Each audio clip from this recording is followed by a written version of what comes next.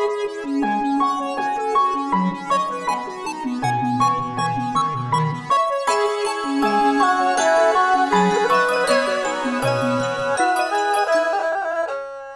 tout le monde, on se retrouve pour une nouvelle vidéo. Donc aujourd'hui, on va utiliser notre Creality Ender 3 pour imprimer plusieurs couleurs. Donc de base, on ne peut imprimer, j'allais dire, qu'une seule couleur. On n'a qu'une seule tête d'extrusion. On n'a qu'un seul filament qui est alimenté à la fois. Sauf qu'on va utiliser Cura pour modifier un peu notre G-code. Donc j'allais dire, les instructions qui sont envoyées à l'imprimante qu'on met sur notre micro-carte SD. Ce qu'on va faire tout simplement, c'est qu'on va lui dire de faire des pauses. On va changer le filament, ça va permettre de faire de nouvelles couleurs. Et donc comme ça, par couche, on va pouvoir avoir quelque chose multicouleur. Donc je l'ai fait sur mon avatar. Je vous montrerai comment j'ai pu réaliser l'avatar aussi via Fusion 360. Donc en mettant des SVG, donc des fichiers vectorialisés, pour pouvoir sortir cet avatar très facilement, sincèrement, et vraiment pas beaucoup de prise de tête pour pouvoir le faire. J'ai utilisé 3 couleurs différentes. Le blanc pour faire la base, donc la couleur principale du panda. Le bleu pour faire les yeux, même si c'est 2 petits points, ça a le mérite d'être là et ça rend vraiment pas mal. Je pense que c'est le petit détail qui fait que, ah ouais, c'est quand même assez stylé. Hein. Et donc le noir pour couvrir le reste. Donc ces 3 filaments, je mettrai en lien dans la description, vous cliquez dessus, vous cliquez dessus, vous faites ce que vous voulez. Vous pourrez tout à fait acheter de votre côté. Le rendu, il est vraiment stylé quoi. Enfin, c'est de se dire qu'on sort directement du multicouleur, il n'y a pas besoin de peindre notre impression après coup, parce que c'est vrai que généralement, quand même, on imprime du monocouleur, donc on a un bloc qui sort d'une couleur, et ici on veut que ce soit un petit peu plus sympa, un petit peu différent, qui ait différentes couleurs, mais on est obligé de le peindre. Et ça, c'est un petit peu dommage. Donc voilà, je vous laisse regarder le reste de la vidéo pour savoir comment créer votre impression multicouleur sur l'Ender 3. Et je vous retrouve tout de suite après. Donc déjà, on va aller sur Fusion 360. Je le rappelle, c'est un logiciel que vous pouvez utiliser gratuitement. Vous n'avez peut-être pas forcément toutes les fonctionnalités. Mais pour la modélisation, j'allais dire basique, c'est très largement suffisant. Et en tout cas, pour moi, ce que j'en utilise, c'est très suffisant. Alors je vais utiliser donc 2 images. Donc on peut voir une noire et une avec, j'allais dire, les éléments qui ressortent, avec les oreilles, le pourtour des yeux, le nez et les pupilles. Donc ces 2 images, je les ai converties en SVG en utilisant Inkscape. Donc quand on va aller sur notre projet, donc sur Fusion 360, donc là on va faire donc Insert SVG. Donc via le menu en haut, on va sélectionner notre SVG. Donc moi il est particulièrement grand parce que l'image était très grande. Donc je vais pouvoir réduire sa dimension en mettant, je vais dire 0,1, donc 10% de la taille d'origine. Faire OK. Donc le pourtour vert, contrairement à ce qu'on pourrait penser, ce n'est pas bon. Donc il va falloir le réparer. Donc il va falloir faire clic droit dessus et fixe. Donc à partir de là, le pourtour deviendra bleu. Moi le premier coup, il n'est pas devenu bleu, donc je vais dire pourquoi pas. On le refait, c'est un peu l'informatique, hein. Si ça marche pas, on tape dessus. Hein. Donc à partir de là, on peut sélectionner notre forme, l'extruder. Donc moi j'ai mis une épaisseur de 1 mm, donc ça correspondra tout simplement à la couleur blanche, donc la première couleur que je vais imprimer. On réitère l'opération, donc on va de nouveau insérer un SVG. Là, cette fois-là, on va utiliser le deuxième, ce que j'appelais le layer 2, donc qui intègre les oreilles, le pourtour des yeux, le nez et les pupilles. Pareil, je redimensionne de la même manière, donc je mets 0,1. Là, c'est vert, mais j'allais dire, on va pas trop s'embêter. Donc là, je vérifie quand même que c'est bien sur la bonne face, que j'ai donc le SVG qui a été intégré, qui se mette pas derrière, parce que sinon pour l'extrusion, ce sera juste un peu plus pénible, entre guillemets, il faudra juste faire join. Donc là, on va pouvoir sélectionner donc, les différentes faces qu'on veut extruder. Donc là, je vais prendre uniquement les parties qui deviendront pour moi en noir. Et donc là, pareil, je vais les extruder. Ensuite, on pourra de nouveau intégrer l'image pour pouvoir faire ressortir les pupilles, donc pour pouvoir retrouver nos cercles à l'intérieur et pouvoir extruder. Donc là, de nouveau, on fait insérer notre SVG. Je reprends tout simplement le layer 2 que j'ai déjà intégré juste avant pour retrouver donc les pupilles sur le modèle 3D. Donc, je redimensionne en mettant 0,1, donc 10% de la taille d'origine. Donc là, je sélectionne uniquement les pupilles que je vais extruder un petit peu moins que donc les parties noires pour éviter d'avoir c'est-à-dire les pupilles qui du coup deviendraient noires. Donc pour ça, on va tout simplement l'extruder un petit peu moins. Donc en regardant un petit peu pour tour, je me suis dit, bon, le noir, c'est peut-être un petit peu exagéré. Donc pour essayer d'avoir quelque chose quand même de relativement lisse, pour éviter que ça ressorte, qu'il y ait des ombres, des choses comme ça, je vais diminuer l'épaisseur du noir et l'épaisseur du bleu, donc le bleu correspondant aux deux pupilles. Donc le but est d'avoir quand même des niveaux différents. Donc le premier niveau c'est le 0, le deuxième c'est le bleu, donc correspond aux pupilles, et par-dessus on ajoutera donc le noir. Donc quand vous faites vos layers, pensez directement à l'impression. Vous voyez, plutôt que d'enlever 0,5 sur le Minimatch, j'enlève plutôt 0,4 ou 0,6. Donc sachant qu'on imprime avec des layers de 0,2, gardez ça en tête par rapport à votre modélisation. Ça posera pas forcément problème derrière, mais j'allais dire autant faire ça directement comme il se doit. Donc à partir de là, on peut exporter donc en fichier STL notre modélisation qu'on va pouvoir retrouver directement dans Cura. Donc là, on se trouve dans Cura avec déjà principalement comme paramètre le layer en 0,2. Donc comme je disais, essayez d'adapter vos extrusions sur Fusion 360 aux différents layers que vous allez utiliser derrière. Parce que le but c'est quand même que ça fonctionne le mieux possible, entre guillemets. Sur le premier que j'ai imprimé, donc celui qui est dans la vidéo, j'avais mis seulement 10% d'infill, mais je pense que mettre 100%, c'est peut-être le mieux. C'est là où vous aurez sans doute le meilleur rendu, éviter certains fails. Après, bon, ça dépend de la taille de votre impression, c'est sûr. Si vous faites un tout petit truc comme moi j'ai fait, bah voilà, ça devrait aller. Hein. Après, bon, voilà. Ici, je vais augmenter la taille pour l'imprimer. Donc je vais plutôt mettre 50 par 50. Bon, du coup, ça casse un peu la logique pour les layers, mais ça devrait pas poser trop de soucis. De toute façon, on va s'adapter sur le découpage, on va dire, derrière. Je vous conseille peut-être de mettre un brim.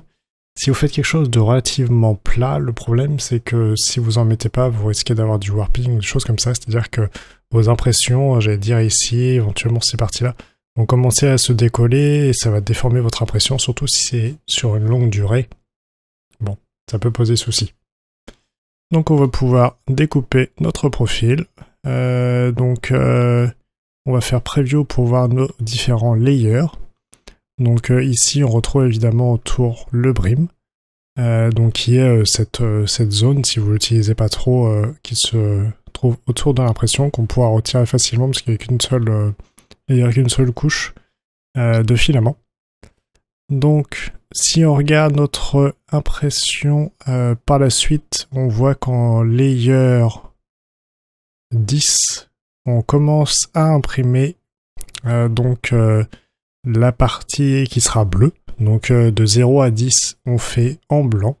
Donc pour ça, on va aller dans Extension, Post-Processing, Modify G-Code.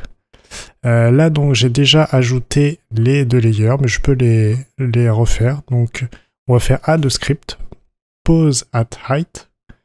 Donc, s'arrêter à une hauteur. Plutôt que de faire une hauteur, je vais mettre directement un numéro de layer. Ce sera plus simple. Donc là, on dit qu'on avait 10. Là, on va voir où on va s'arrêter. Je préfère mettre le plateau plutôt à l'arrière pour dégager, j'allais dire, la tête d'impression. Donc on va faire 20 et 20. En gros, ça va ramener la tête d'impression en bas à gauche. Donc le plateau derrière votre tête d'impression. Je préfère rétracter quand même pas mal. Donc on va mettre 20 à 60 mm par seconde. Le stand-by, on peut mettre 190. Si vous attendez pas trop, c'est pas gênant. Au moins, ça vous permettra de changer le filament plus facilement. C'est-à-dire que la buse sera déjà à température et vous permettra de retirer le filament déjà présent plus facilement. Ensuite, on va ajouter un deuxième layer. Enfin d'ailleurs, une deuxième pause à une hauteur. Donc là, on va devoir choisir à quel layer on va la mettre. Donc pour ça, on va juste continuer de regarder à quelle hauteur on va faire nos changements. Donc si on augmente, on voit qu'au 15, donc au 16, on voit que la pupille ici, donc je ne sais pas si vous le voyez, La pupille ici n'est plus imprimée à partir de layer 15. Donc il faut qu'au layer 15, en gros, on change donc notre impression. Qu'on change notre filament, pardon. Donc hop, on va mettre sur le deuxième à 15. On va déplacer notre tête pareil à 20 mm et 20 mm. Ce sera bon. On continue à chauffer à 180. On rétracte de 20 à 60 mm par seconde. Et voilà. J'allais dire, on a déjà fini.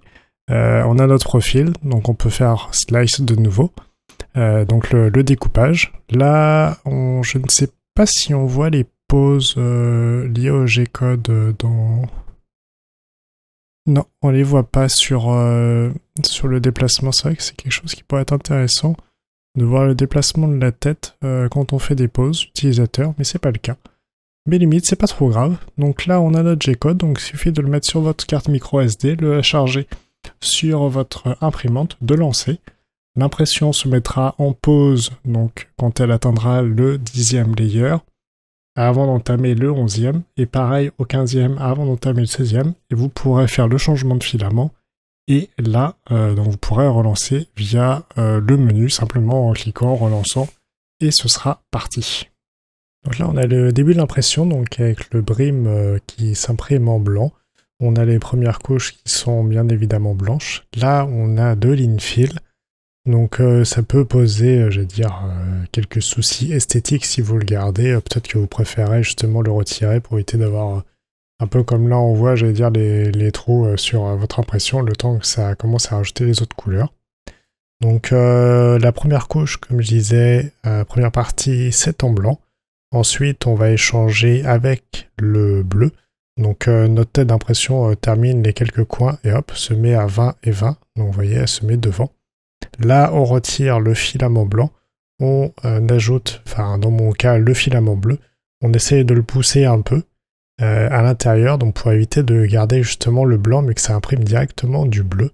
Donc pour ça, il ne faut pas hésiter à pousser un peu de filament.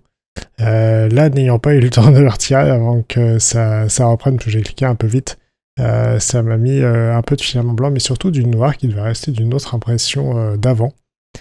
Donc là, je vais dire, j'ai enlevé ça un petit peu à l'arrache avec la pince, mais bon, limite, c'était pas trop gênant. Donc là, on imprime uniquement nos couches en bleu. Donc autour des pupilles, on peut voir qu'il y a toujours, j'allais dire, autour des yeux plutôt des trous.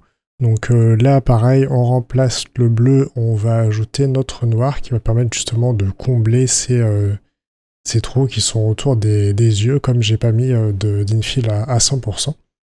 Donc là, pareil, l'impression se relance directement hors noir. Donc là, j'ai des petits fils, donc pareil, j'essaye de les enlever quand même au fur et à mesure, peut-être faire le reste. Donc le noir est assez couvrant, donc limite sur la fin, c'est pas trop gênant qu'il n'y ait pas trop de couches de noir. J'en ai mis quelques-unes quand même pour que ça rende plutôt bien, mais c'est vrai qu'il n'y a pas besoin d'aller, je vais dire, dans l'extravagance et de dire ah, je vais rajouter 1 cm de noir. Limite, si ce que vous cherchez comme effet, c'est plutôt des ombres, j'allais dire pourquoi pas. Mais sinon, on n'a pas forcément vraiment besoin. Donc voilà, notre impression, j'allais dire, se termine. Un petit peu moins de 40 minutes pour l'impression comme ça de 50 par 50. Mais moi, je trouve que ça rend plutôt pas mal. Donc voilà, j'espère que c'est maintenant plus clair pour vous, pour savoir comment faire vos impressions multicouleurs donc sur la Ender 3, tout simplement en changeant notre filament au fur et à mesure. Je le rappelle, franchement, moi je trouve que le résultat est vraiment stylé. Après, vous pouvez faire vraiment ce que vous voulez. J'ai essayé de vous montrer un petit peu la manière d'utiliser Fusion 360 pour pouvoir justement essayer de faire couche par couche, essayer de calculer un petit peu votre coût éventuellement pour faire ressortir plus de choses. C'est vrai que j'ai essayé de mettre pas mal de blanc de base pour, j'allais dire, couper la lumière, essayer d'avoir quelque chose qui ne soit pas trop transparent, parce que le blanc, de manière générale, en tout cas pour le filament que j'ai, la lumière passe quand même un petit peu à travers. Le bleu, essayer de le faire très léger et pas trop en retrait par rapport au noir, pour éviter qu'il soit, j'allais dire, trop masqué. Et donc pouvoir avoir du noir quand même qui permette de masquer le reste. Et puis bah voilà, hein, si vous avez aimé, n'hésitez pas à liker, partager, commenter, surtout commenter, hein, je le rappelle à chaque fois, n'hésitez pas à mettre des commentaires, moi ça m'intéresse, pour savoir ce que vous en faites, déjà, ça c'est quand même stylé. Et si vous avez des conseils aussi pour pouvoir, j'allais dire, aller un petit peu plus loin, faire quelque chose d'encore un peu plus stylé et tout, faut vraiment pas hésiter. Moi, ça m'aide et ça aide d'autres gens. Donc, sur ce, je vous laisse et je vous dis à très bientôt sur une prochaine vidéo. Salut, salut.